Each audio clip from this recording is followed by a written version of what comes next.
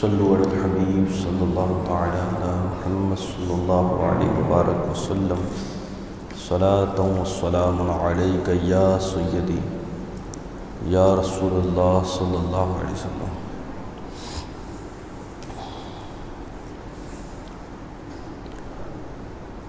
محبت میں اپنی گھمایا الہی، نہ پاؤں میں اپنا پتہ یا الہی۔ محبت میں اپنی گھمایا الہی، نہ پاؤں میں اپنا پتہ یا الہی۔ رہوں مست و بے خودی میں تیری ولا میں، رہوں مست و بے خودی میں تیری ولا میں، پلا جام ایسا پلایا الہی، پلا جام ایسا پلایا الہی۔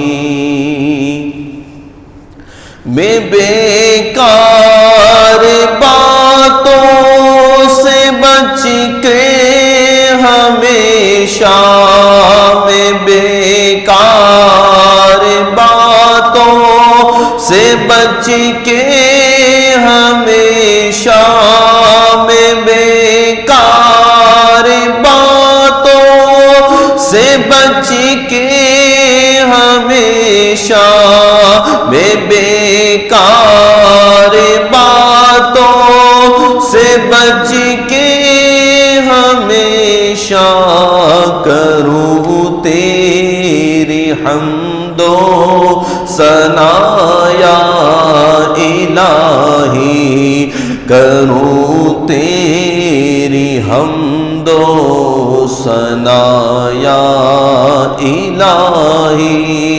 محبت میں اپنی گھمایا الہی، نہ پاؤں میں اپنا پتہ یا الہی۔ تیرے خوف سے تیرے ڈر سے ہمیشہ، تیرے خوف سے تیرے ڈر سے ہمیشہ، تیرے خوف سے تیرے ڈر سے ہمیشہ، تیرے خوف سے تیرے ڈر سے ہمیشہ، میں تھر تھر رہوں کانپتا یا الہی، میں تھر تھر رہوں کانپتا یا الہی۔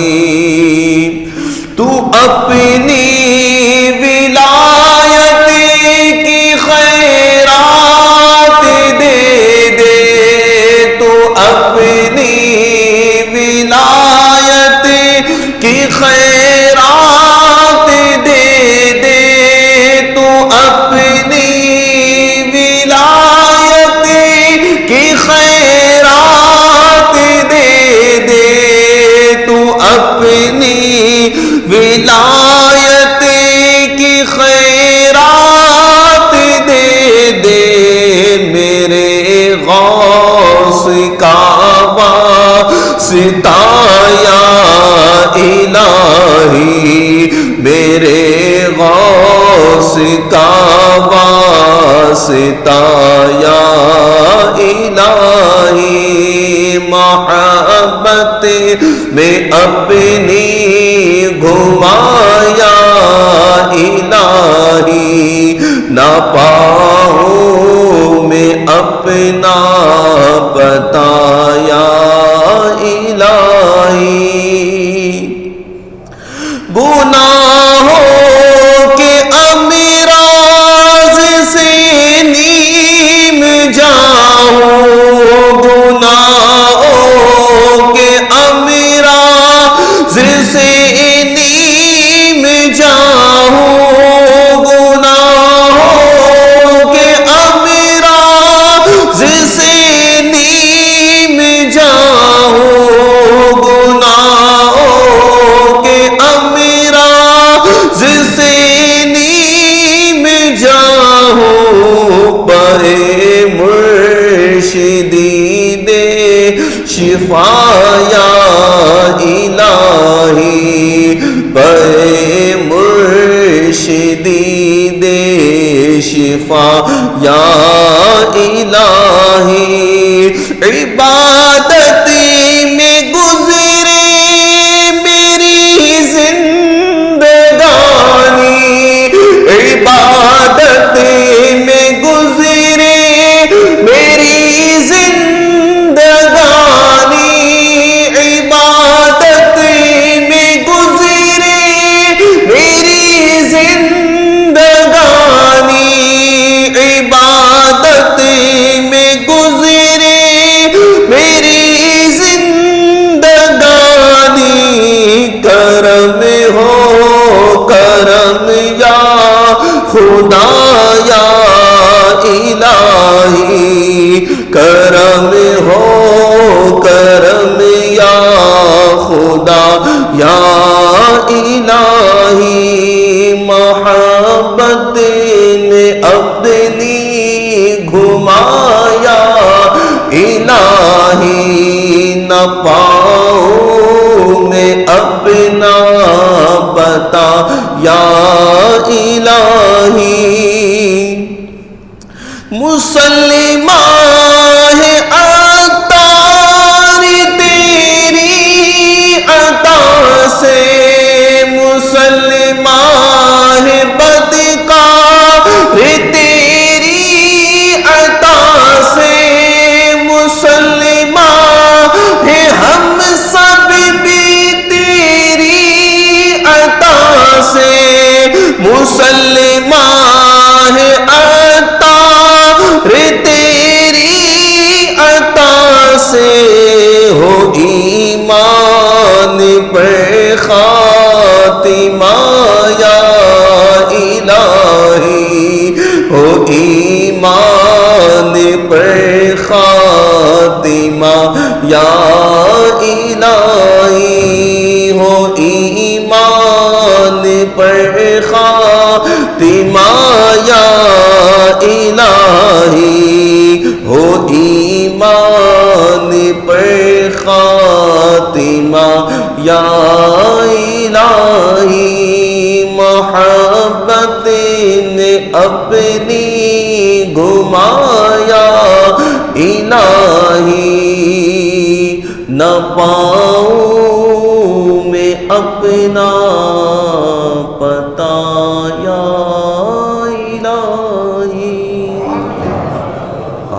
یا رب العالمین بجاہ النبی الامین صلی اللہ علیہ وآلہ وسلم الحمدللہ رب العالمین والصلاة والسلام على سید الانبیاء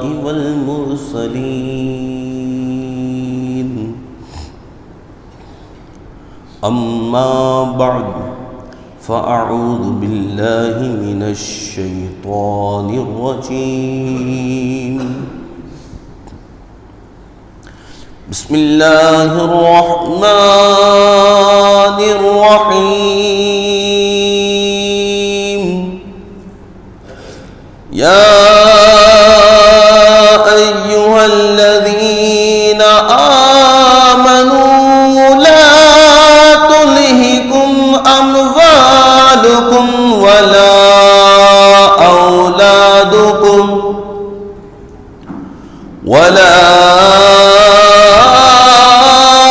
أولادكم عن ذكر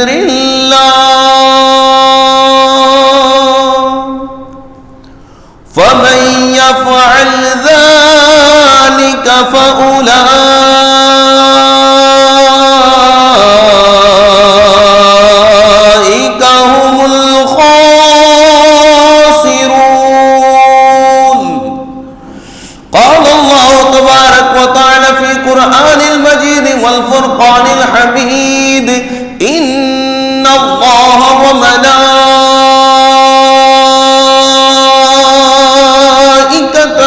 يصلون على النبي يا أيها الذين آمنوا صلوا عليه وسلموا تسليما اللهم صل على سيدنا ومولانا محمد معدن الجود والكرم وآله وبارك وسلم صلاة وسلاما عليك يا سيدي يا سيدي يا مكي يا مدني يا عربي يا قرشي يا هاشمي يا مطلبي يا رسول الله صلی اللہ تعالی علیہ وسلم۔ حمد و صلات کے بعد تمام تعریفیں اللہ جل مجدہ کے لیے اور بے شمار درود پاک نبی پاک صاحب الاولاق صلی اللہ علیہ وبارک وسلم کی ذات والا صفات پر۔ سرکار مدینہ سلطان باقرینہ قرار قلب و سینہ فیض گنجینہ صاحب معطر پسینہ باعث نزول سکینہ صلی اللہ علیہ وبارک وسلم نے نماز کے بعد حمد و ثنا درود شریف پڑھنے والے سے فرمایا دعا مانگ قبول کی جائے گی، سوال کر دیا جائے گا۔ سبحان اللہ۔ حمد اور ثنا اور درود شریف، یہ جو خطبہ ہے نا، الحمدللہ رب العالمین والصلاة والسلام علی سید المرسلین، اس میں حمد و ثنا اور درود پاک سب آ جاتا ہے۔ تو جب بھی دعا کیا کریں تو اس خطبے کو پڑھ لیا کریں۔ یہ آسان سے جملے ہیں اور میرے خیال میں تقریباً ہر مسلمان کو یاد ہوتے ہیں، کیونکہ عموماً ہمارے یہاں پر طرز عمل یہی ہے دعا کا کہ ہم یہ خطبہ پہلے پڑھتے ہیں۔ تو حضور علیہ الصلوۃ والسلام نے یہاں پر نمازی کے لیے ایک نوید ظفر بیان کر دی ہے۔ ایک نمازی کو عظیم الشان طریقہ اللہ کی بارگاہ میں اپنے سوال کو مقبولیت کا سمجھا دیا کہ اگر کوئی شخص درست طریقے سے نماز پڑھ لے، اللہ کی عبادت کر لے اور اس عبادت کے بعد اپنے رب کی حمد و ثنا کرے اور اللہ کے حبیب پر درود پڑھے، تو اب اس نمازی کی شان یہ ہوگی کہ جو یہ اللہ سے سوال کرے گا مالک عطا فرمائے گا، مالک عطا فرمائے گا۔ سبحان اللہ۔ اور نسخہ کون دے رہے ہیں؟ وہ جو تمام طبیبوں کے طبیب ہیں اور اللہ کے حبیب ہیں، وہ نسخہ دے رہے ہیں، سمجھا رہے ہیں، بتلا رہے ہیں، عرضیات کو مقبولیت کا درس دے رہے ہیں کہ اگر چاہتے ہو کہ عرضیات مقبول ہو جائیں، دعائیں قبول ہو جائیں، نتائج سامنے آ جائیں، تو یاد رکھو طریقہ کار یہ اختیار کر لو۔ تو پیارے پیارے اسلام بھائی، یہ درود پاک تو ویسی بڑی پیاری دعا ہے کہ یہ اللہ کی بارگاہ میں انسان کو مقبول بناتی ہے۔ تو یہاں پہ درود پاک کا بھی تذکرہ آیا ہے، کوشش کیجئے اس پر عمل کیجئے اور یاد رکھیے گا اللہ کی بارگاہ میں دیر ہے اندھیر نہیں ہے، ٹھیک ہے؟ یاد رکھیے گا جملہ، دیر ہے اندھیر نہیں ہے۔ ہاں مالک کریم ہے، چاہے تو ہاتھوں ہاتھ بھی اثر ظاہر کر دے اور چاہے تو کہے کہ بندے تیرے حق میں بہتر یہی ہے کہ تو ابھی صبر کر، کل قیامت والے دن اجر دوں گا۔ مالک کریم ہے، اس کی نوازشات جو ہے نا وہاں تک بندے کی عقل کی رسائی بھی نہیں ہے۔ تو صبر کا دامن ہاتھوں سے نہیں چھوٹنا چاہیے اور عرضیات جاری رکھنا چاہیے کہ کہا جاتا ہے جو شخص دروازے کو کھٹکھٹاتا رہتا ہے ایک وقت ایسا آتا ہے کہ اس کے لیے وہ دروازہ کھل ہی جاتا ہے. اور پھر یہ تو بڑی رحمت والا در ہے، کرم والا در ہے. یہاں سے بھلا کون خالی لوٹے گا؟ ہاں وہی خالی لوٹے گا جو ابدی اور سرمدی بدبخت ہوگا، ورنہ اس در سے میرے رب العالمین جل مجدہ کی بارگاہ سے بندہ خالی نہیں لوٹتا، بشرط یہ ہے کہ اعتقاد سچا ہو، لگن سچی ہو، جستجو اچھی ہو اور اللہ کی طرف کامل توجہ ہو تو مالک کریم اپنی رحمت کے دروازے بندے کے لیے کھول ہی دیتا ہے. حصول برکت کے لیے درود پاک پڑھ لیجئے. صلو علی الحبیب صلی اللہ تعالی علی محمد صلی اللہ علیہ وبارک وسلم. دین اسلام کی بنیاد 5 چیزوں پر ہے جنہیں ارکان اسلام کہا جاتا ہے، اور یہ ارکان اسلام تقریباً ہمارے یہاں پر بچے کو یاد بھی ہوتے ہیں، جس میں رکن اول جو ہے وہ توحید ہے، یعنی اللہ کی وحدانیت کا اقرار. رکن ثانی نماز، ثالث روزہ، رابع یعنی چوتھا حج، اور 5واں زکوٰۃ. یہ ارکان اسلام کہلاتے ہیں. ہر مسلمان ان باتوں کو بہت خوب اچھی طریقے سے جانتے ہیں، اگر نہیں جانتے تو جاننا چاہیے اور ان کی تفصیلات کو بھی سمجھنا چاہیے، کیونکہ اسلام کی بنیاد ان 5 ارکان کے اوپر ہے. اور ظاہر سی بات ہے جس عمارت کی بنیاد ہی اتنی عالی شان ہو تو وہ عمارت کتنی مضبوط ہوگی. تو اسلام کی عمارت بہت ہی عالی شان ہے، خوشبودار ہے، ہوادار ہے، تر و تازہ ہے، بشرط یہ ہے کہ کوئی اسلام کو اپنے سینے میں بسا لے. پھر یہ دیکھیں انشاءاللہ تعالی اسلام کی محبت کو کیسا چمکدار کر دے گی. تو اسلام کہ یہ 5 ارکان، توحید، اللہ تبارک و تعالیٰ کی وحدانیت کا اقرار کرنا، اس میں تمام تر وہ باتیں آ جاتی ہیں جن کا تعلق اعتقادیات یعنی عقائد سے ہے. یہ توحید ایک لفظ ہے لیکن بہت وسیع مفہوم اپنے اندر رکھتا ہے. اس کے بعد دوسری چیز ہے وہ ہے نماز. وہ کیا ہے؟ اور آج کے میرے بیان کا موضوع بھی یہی ہے، نماز. نماز کی کیا شان ہے کہ نماز یہ اتنی عظیم و شان عبادت ہے کہ اللہ نے سارے احکامات تو فرش پر محبوب کو عطا فرمائے، جب نماز کی باری آئے تو عرش پر بلا کر محبوب کو نماز عطا فرمائے.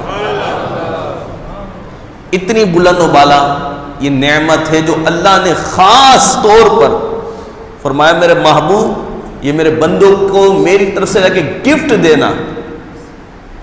یہ عظیم الشان گفٹ مالک جل مجدہ نے اپنے محبوب کو عرش لا مقام میں بلایا، اور وہاں پر اللہ تبارک و تعالی عز و جل نے اپنے محبوب کو محبوب کی امت کے لیے عطا فرمایا. نماز مومن کی معراج ہے، نماز کامیابی کا راز ہے. نماز انسان کے دینی اور دنیاوی تمام اخلاق کے تمام معاملات کے اندر برکت داخل کرنے کا ذریعہ ہے. اور نماز اللہ اکبر کبیرہ، میرے آقا فرماتے ہیں نماز میری آنکھوں کی ٹھنڈک ہے. اللہ اکبر. آقا کریم صلی اللہ علیہ وبارک وسلم اپنے صحابی حضرت بلال رضی اللہ تعالیٰ عنہ سے کہا کرتے تھے، بلال اذان دو تاکہ ہم نماز پڑھ کے راحت حاصل کریں. حضور راحت حاصل کرتے تھے، اور نماز کے ذریعے سے اللہ نے قرآن میں ارشاد فرمایا کہ نماز کے ذریعے سے مدد حاصل کرو. آقا کریم صلی اللہ علیہ وآلہ وسلم کو جب بھی کوئی معاملہ درپیش ہوتا، میرے آقا صلی اللہ علیہ وآلہ وسلم اپنی پیاری پیاری مسجد نبوی کا رخ اختیار فرماتے اور وہاں جا کے اللہ کی عبادت نماز پڑھا کرتے. اور نماز اتنی بابرکت اور عظیم و شان نعمت ہے کہ اس نعمت کا جتنا تذکرہ کیا جائے، جتنا چرچا کیا جائے وہ کم ہے.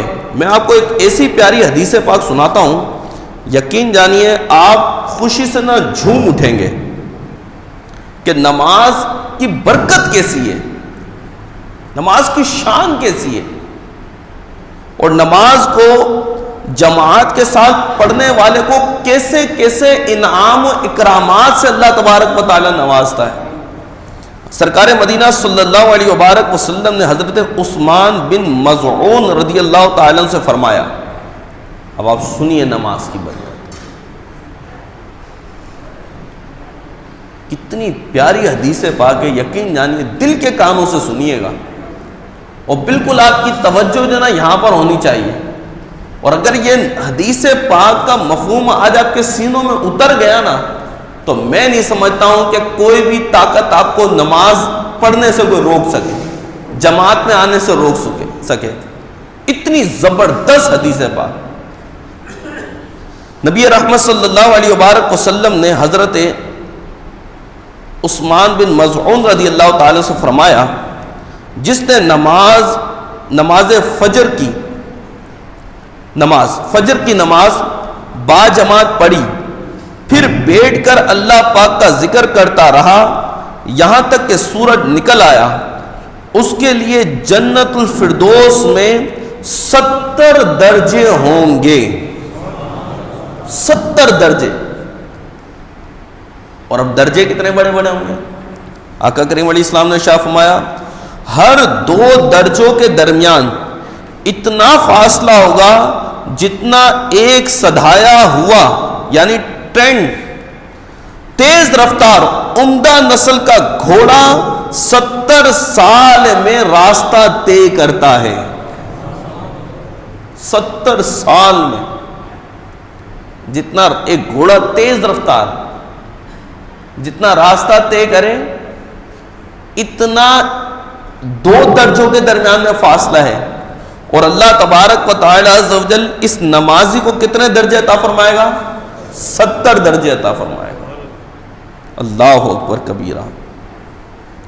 پھر آقا علیہ السلام نے ارشاد فرمایا اور جس نے ظہر کی نماز با جماعت پڑھی اس کے لیے جنت عدن میں 50 درجے ہوں گے. ہر 2 درجوں کے درمیان اتنا فاصلہ ہوگا جتنا ایک سدھایا ہوا یعنی ٹرینڈ تیز رفتار عمدہ نسل کا گھوڑا 50 سال میں طے کرتا ہے. 50 درجے اس نمازی کو ملیں گے جس نے ظہر کی نماز جماعت سے پڑھی. اور 2 درجوں کے درمیان میں فاصلہ اتنا ہے کہ 50 سال تک وہ گھوڑا جس کو سدھایا جائے وہ دوڑے. 50 سال میں آپ اندازہ کریں وہ کتنا راستہ طے کرے گا. 2 درجوں کے درمیان میں اتنا فاصلہ ہوگا. اور پھر آقا علیہ السلام نے ارشاد فرمایا اور جس نے عصر کی نماز با جماعت پڑھی اس کے لیے اولاد اسماعیل میں سے ایسے 8 غلام آزاد کرنے کا ثواب ہوگا جو بیت اللہ کی دیکھ بھال کرنے والے ہوں گے. اور جس نے مغرب کی نماز با جماعت پڑھی اس کے لیے مغرب کی نماز با جماعت پڑھی اس کے لیے حج مبرور اور مقبول عمرے کا ثواب ہوگا. حج مقبول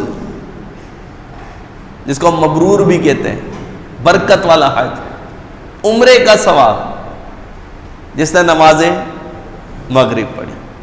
اللہ اکبر. اور فرمایا جس نے عشاء کی نماز با جماعت پڑھی اس کے لیے لیلۃ القدر میں قیام یعنی عبادت کرنے کے برابر ثواب ہوگا.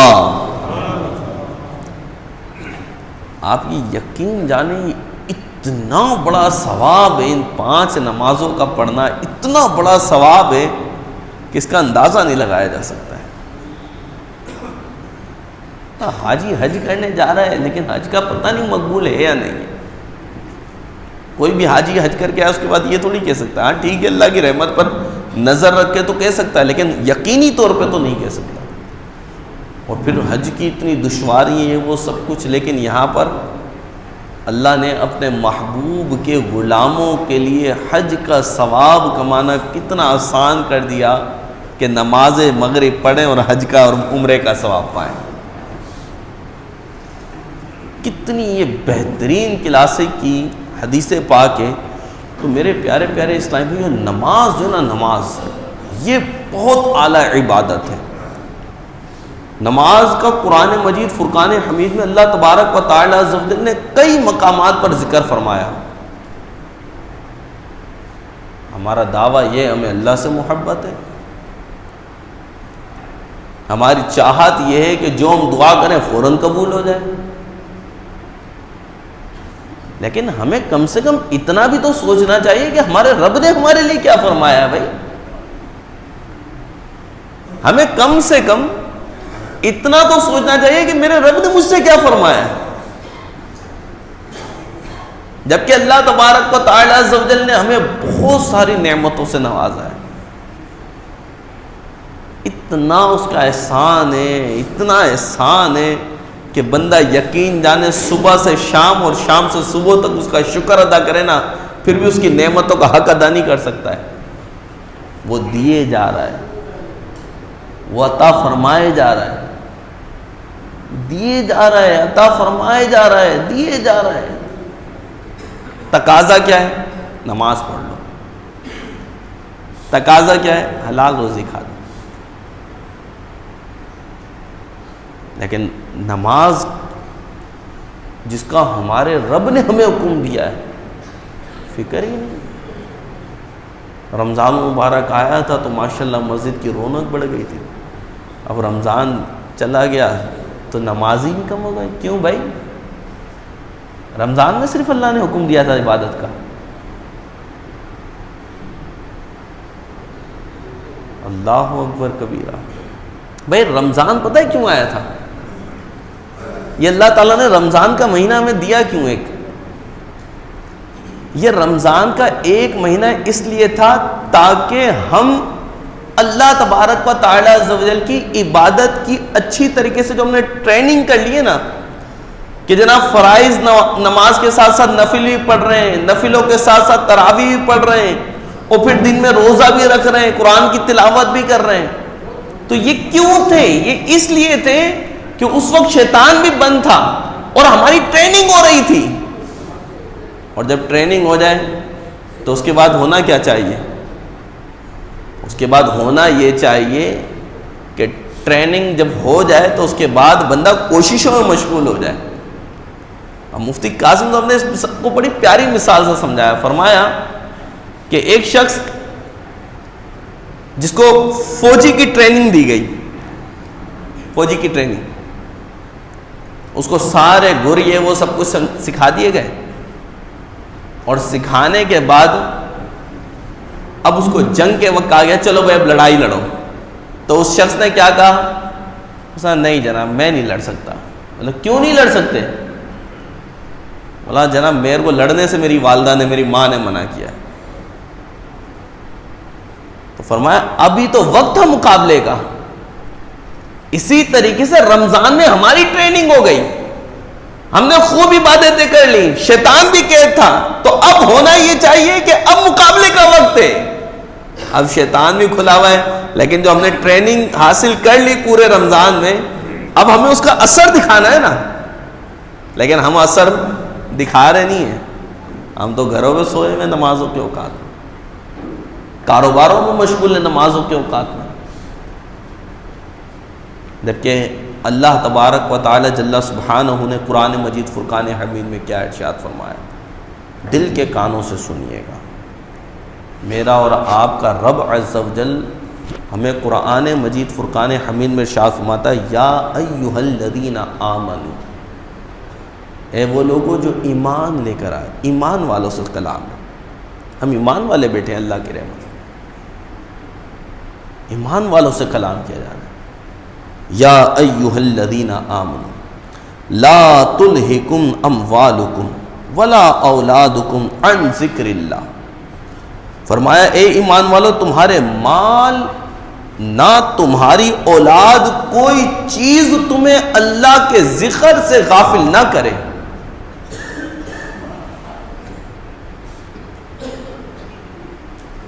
اموال اور اولاد، کوئی چیز تمہیں کس سے غافل نہ کرے؟ اللہ کے ذکر سے غافل نہیں کرے۔ مال کی محبت میں اللہ کے ذکر سے غافل نہ ہو، اولاد کی محبت میں اللہ کے ذکر سے غافل نہ ہو۔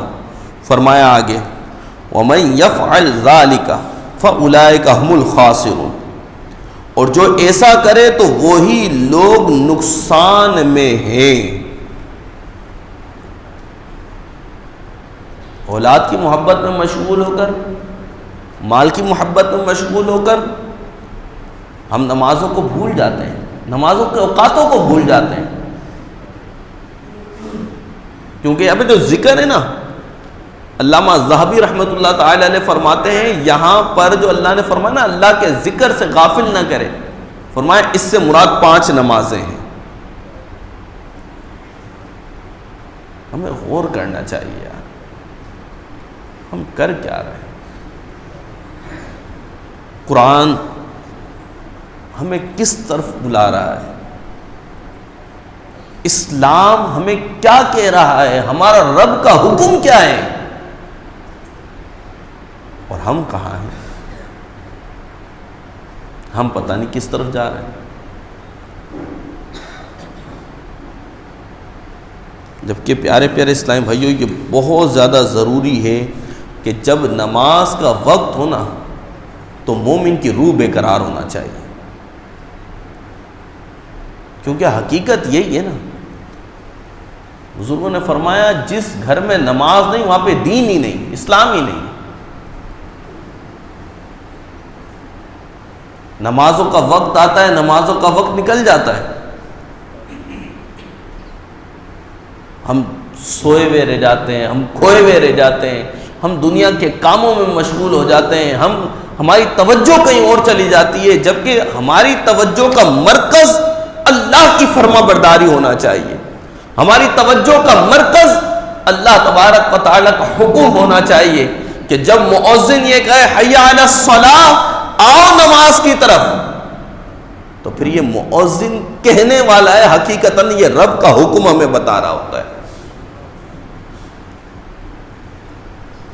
اور اگر ہم واقعی میں نمازی بن گئے تو ہمارے لیے رحمتیں اور آسانی ہے اور نجات ہے، اور اگر ہم نمازی نہیں بنے نا تو کل قیامت والے دن آپ کو پتہ ہے، حدیث پاک میں سلطان مدینہ صلی اللہ علیہ وبارک وسلم نے ارشاد فرمایا قیامت کے دن بندے کے اعمال میں سب سے پہلے نماز کے متعلق سوال ہوگا۔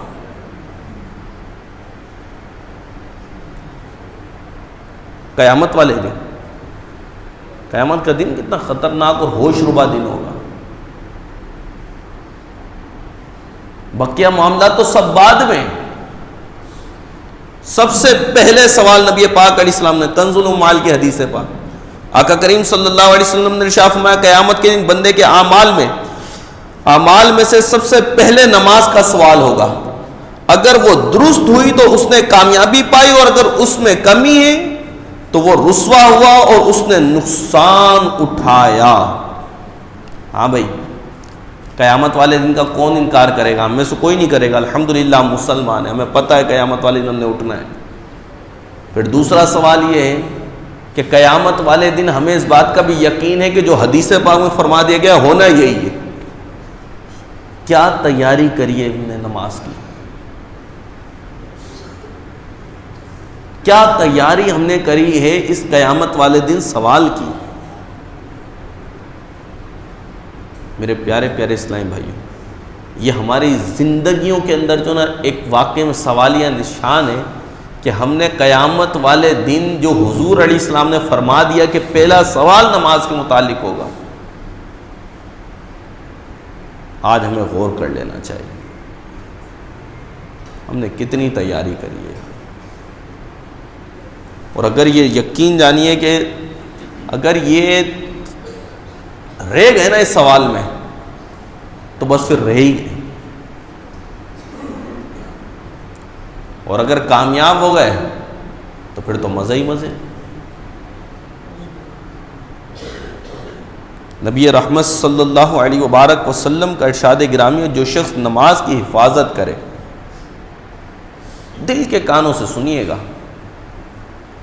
اس حدیث پاک کو، آقا کریم علیہ الصلوۃ والسلام نے ارشاد فرمایا، جو شخص نماز کی حفاظت کرے اس کے لیے نماز قیامت کے دن نور، دلیل اور نجات ہوگی۔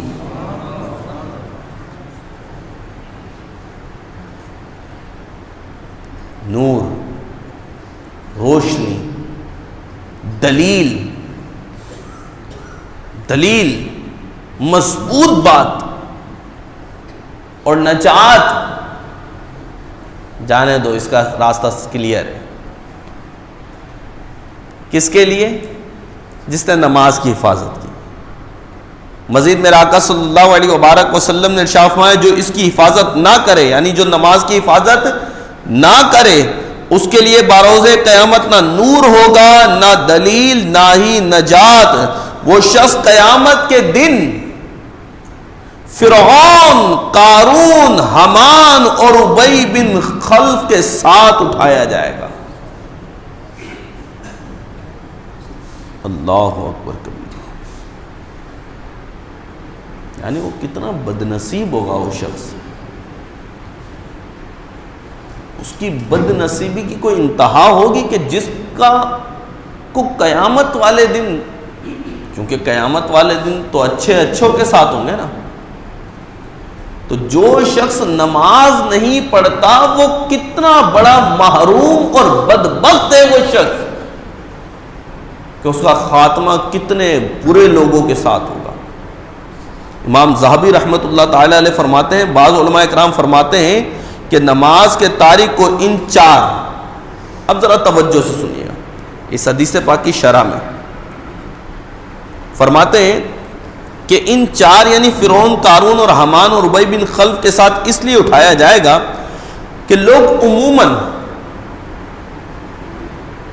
دولت، حکومت، وزارت اور تجارت کی وجہ سے نماز کو ترک کرتے ہیں۔ یہ وجوہات ہیں نماز کو چھوڑنے کی، جس کے اور دولت جمع کرنے کا بھوت سوار ہو جائے نا تو وہ اس کے اندر اتنا مبہوت ہو جاتا ہے کہ اس کو صرف یہی آس اور یہی خواہش رہتی ہے کہ بس جناب دولت آنی چاہیے، پیسہ بڑھنا چاہیے۔ اور دوسرا فرمایا حکومت، حکومت کا بھی ایک اپنا ایک نشہ ہے، وزارت، تجارت۔ فرمایا جو حکومت کی مشغولیت کے سبب نماز نہیں پڑھے گا اس کا حشر فرعون کے ساتھ ہوگا، جو دولت کے باعث نماز ترک کرے گا تو اس کا قارون کے ساتھ حشر ہوگا، کیونکہ قارون بہت مالدار تھا، اور اگر ترک نماز کا سبب وزارت ہوگی تو فرعون کے وزیر حامان کے ساتھ اس کا حشر ہوگا، اور اگر تجارت کی مصروفیت کی وجہ سے نماز چھوڑے گا تو اس کو مکہ مکرمہ کے بہت بڑے تاجر ابی بن خلف کے ساتھ اٹھایا جائے گا۔ غور کر لیں بس، ہم نماز کیوں چھوڑ رہے ہیں؟ دیکھیں قرآن مجید فرقان حمید میں اللہ تبارک و تعالی نے واضح طور پر ارشاد فرما دیا کہ تمہارے اموال اور تمہاری اولاد اللہ کے ذکر سے تمہیں غافل نہ کرے۔ نہ تو مال و دولت کی وجہ سے میرے پیارے بھائیوں غافل ہو نماز سے، اور نہ تو اولاد کی بے جا خواہشات کی وجہ سے نماز سے غافل ہو۔ بلکہ حقیقت تو یہ ہے جو جائز خواہشات ہیں وہ بھی نماز کے بعد ہی ہونا چاہیے. اور پھر اس حدیث پاک کے اندر بھی ہمیں واضح طور پر بتا دیا گیا کہ ان چیزوں کی وجہ سے بندہ نماز سے غافل ہو جاتا ہے. اب اندازہ کیجیے اگر نمازوں کا یہی غفلت کا سلسلہ رہا اور اگر موت آ گئی تو پھر بنے گا کیا؟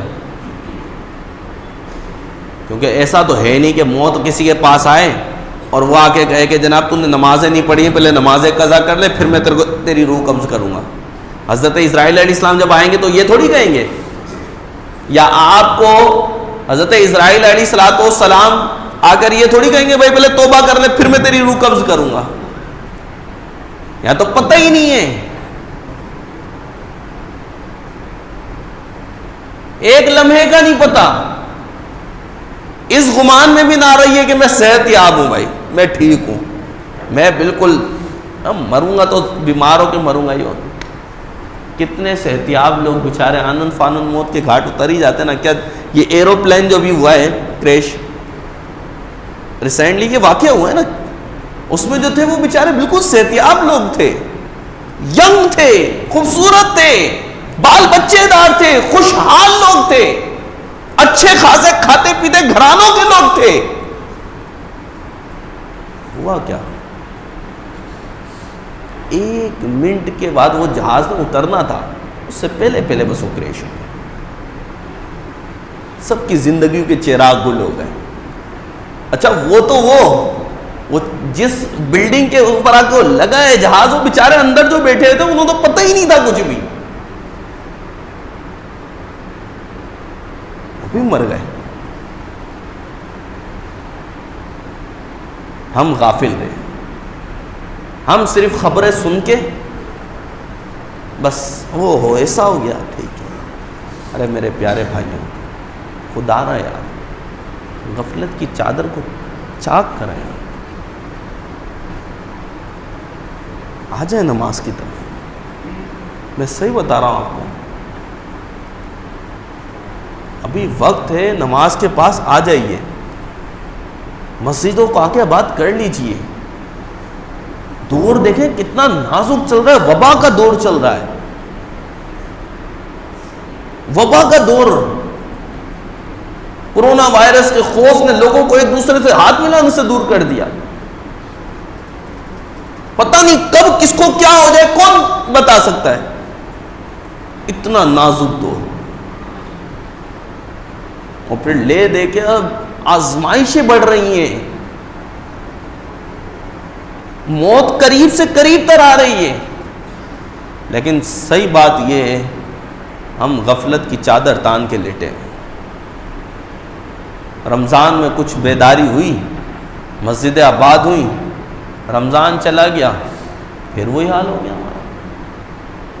نہ کیجیے ایسا پلیز.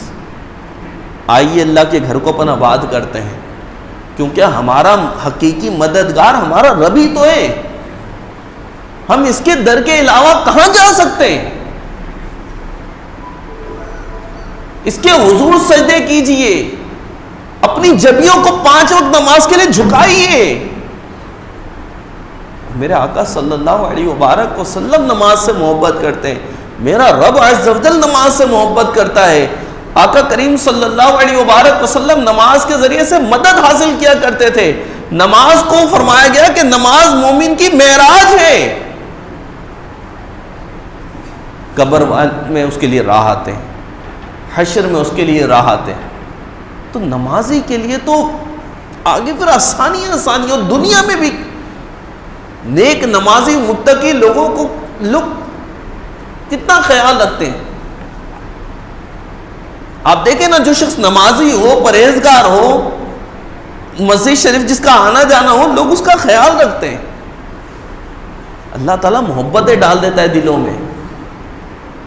تو آپ لوگ بھی پلیز میرے بھائیوں نماز کی پکی سچی نیت کریں، اور بس نماز کا ایسا پکا ذہن ہو جائے کہ بس اب ہم نے پڑھنی پڑھنی ہے. کیونکہ آپ یقین جانیے بے نمازی کی تو اتنی سخت وعید حدیث پاک میں بیان کی گئی ہے کہ میں کیا بتاؤں آپ کو. فرمایا گیا، ایک حدیث پاک کا خلاصہ عرض کر رہا ہوں، کہ جو شخص نماز نہیں پڑھتا، فرمایا اس کا دین میں کوئی حصہ ہی نہیں ہے۔ صحابہ کرام علیہم رضوان کے دور مبارکہ کے اندر جو شخص نماز نہیں پڑھتا تھا، لوگ اسے مسلمان نہیں سمجھتے تھے۔ آقا کریم صلی اللہ علیہ وبارک وسلم ارشاد فرماتے ہیں کہ جو لوگ نمازوں میں حاضر نہیں ہوتے، میرا دل چاہتا ہے کہ میں جاؤں اور ان کے گھروں میں آگ لگا دوں۔ آپ اندازہ کیجئے یار، نبی رحمت صلی اللہ علیہ وسلم فرما رہے ہیں، وہ جو کونوں جہاں، دونوں جہاں کے لیے رحمت بنا کے بھیجے گئے، ان کے ارشادات تو سنیے۔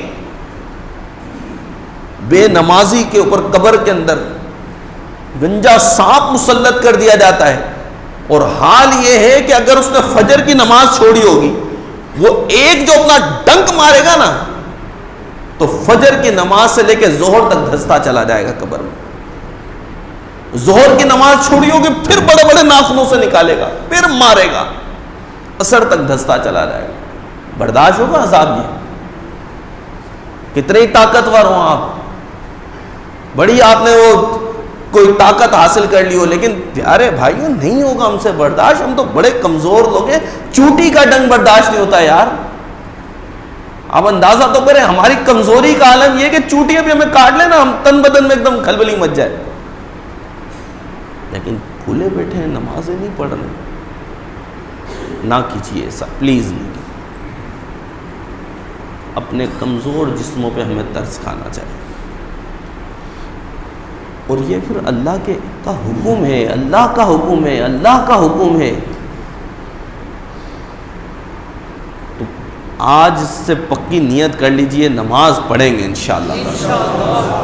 ہاں، نماز کے معاملے میں تو کوئی ہونا ہی نہیں چاہیے، کوئی بھی معاملہ ہو، کچھ بھی ہو، بظاہر کوئی بڑا سے بڑا نقصان ہو، بس ہو جائے، ولی پہلے نماز پڑھ لیں گے یار۔ حقیقتاً وہ بظاہر نقصان ہوگا، لیکن میرا رب عز و جل اس سے بدلے میں بڑھ کر عطا فرمائے گا یار۔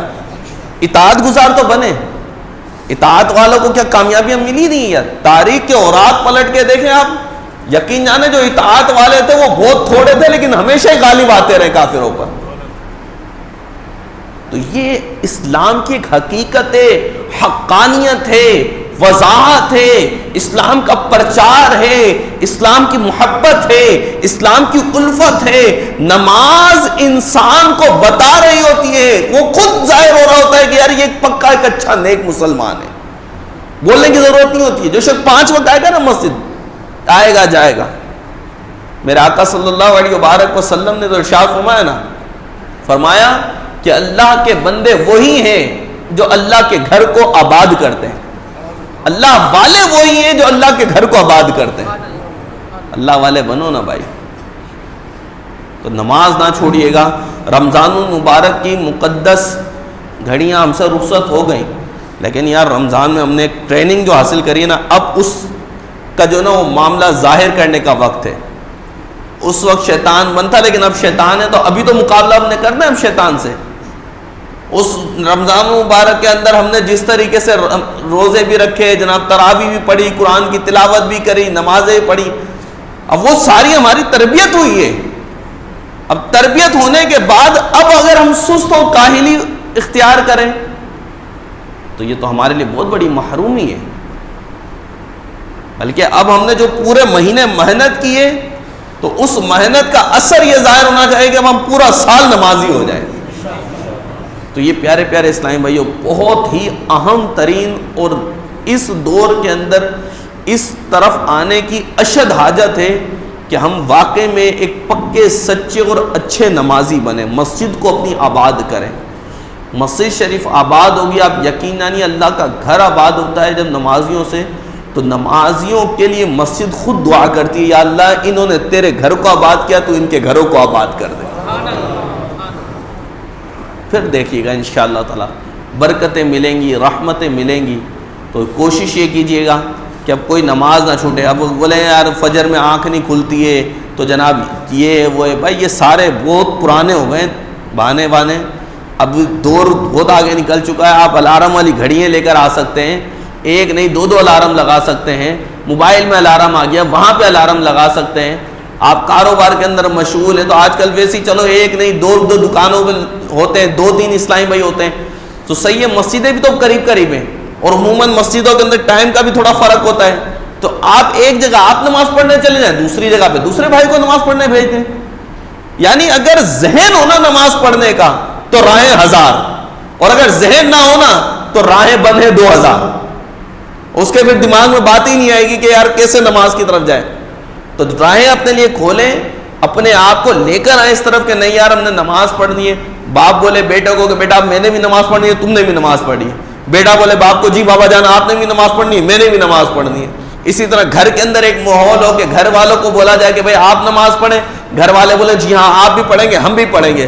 بس یہ نماز نماز نماز نماز نماز نماز کا جب سلسلہ ہماری زبانوں پر رٹ گیا نا تو انشاءاللہ پھر سبھی نماز بن جائیں گے، سب نمازی بن جائیں گے. کیونکہ وہ کہتے ہیں نا قطرہ قطرہ جب گرتا رہتا ہے تو وہ قطرہ بھی پتھر کے دل میں اپنی جگہ بنا ہی لیتا ہے.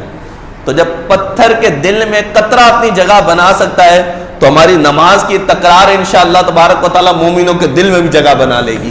تو اللہ تبارک و تعالیٰ عز و جل ہمیں پکا سچا نمازی بن کر زندگی گزارنے کی توفیق عطا فرمائے. آمین بجاہ النبی الامین صلی اللہ علیہ وبارک وسلم.